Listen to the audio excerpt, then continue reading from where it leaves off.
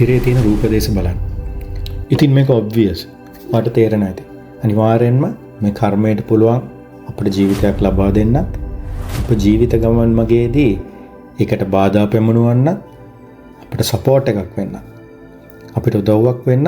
ඒ වගේම එක්තරා අවස්ථාවකදී අපේ ජීවිතය කෙලවර කරන්නත් කර්මයට පුළුවන් බව ඔබට මෙතනින් පේනවා.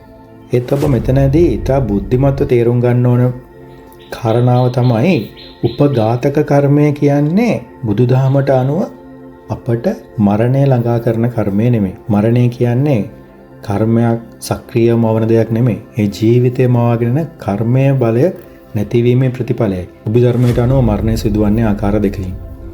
පළවෙනි අවස්ථාව තමයි ස්වභාවික මරණයක් වෙන්න පුළුවන්. ආයුක්‍ය මරණයක්. ජනක කර්මයේ ආයුෂ බලයේ ස්වභාවිකව අවසන් වීම හරියට නිකන් ඔරලෝසුවක බැටරි අවසන් වූවක් මෙන් ස්වභාවික මරණය ඇති වෙනවා. ඒත් එහෙනම් මොකද්ද මේ උපඝාතක කර්මය කියන්නේ? අකාලයේ මරණය, උපච්ඡේදක මරණය, ප්‍රබල උපඝාතක කර්මයක් විසින් ජනක කර්මයේ බලය කපා දැමීම. හරියට නිකන් විදුලි රැහැනක් කපා දැමුවක් වගේ.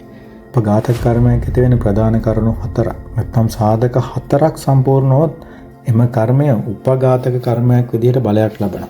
පළවෙනි සාධකය තමයි ප්‍රබල වස්තුව.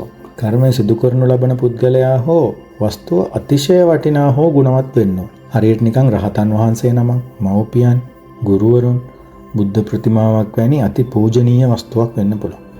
දෙවෙනි එක තමයි ප්‍රබල චේතනාවක්. එම ක්‍රියාව කරන මොහොතේ අතිශය තීව්‍ර සිත, බලවත් කැමැත්ත, නොසැලෙන අදිෂ්ඨානය.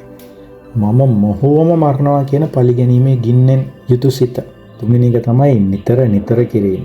එකම ක්‍රියාව නැවත නැවත පුරුද්දක් විදිහට කරන එක.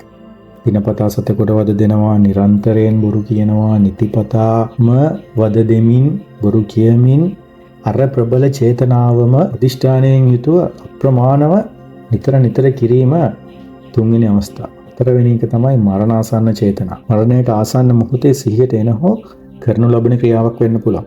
මේ ඊටාම බලවත්, අතිශය බලවත්. උපඝාතක කර්මයේදී ජීවිතයේ සිඳ දමනවා නැත්නම් විනාශ කරනවා. මරණය නෙමෙයි කියන එක ඊටාම හොඳින් ඔළුවේ තියාගන්න. එතකොට ඔබට ඊටාම පැහැදිලි by function කියන එකේ කාරණා 4න් ජීවිතය මවන්නත්, ඒක සිඳ දමන්නත්, අතරමැදදී ජීවිතයට රැකවරණයක් වගේම දුර්වල කිරීමේ හැකියාව කර්මයට ඇති බව.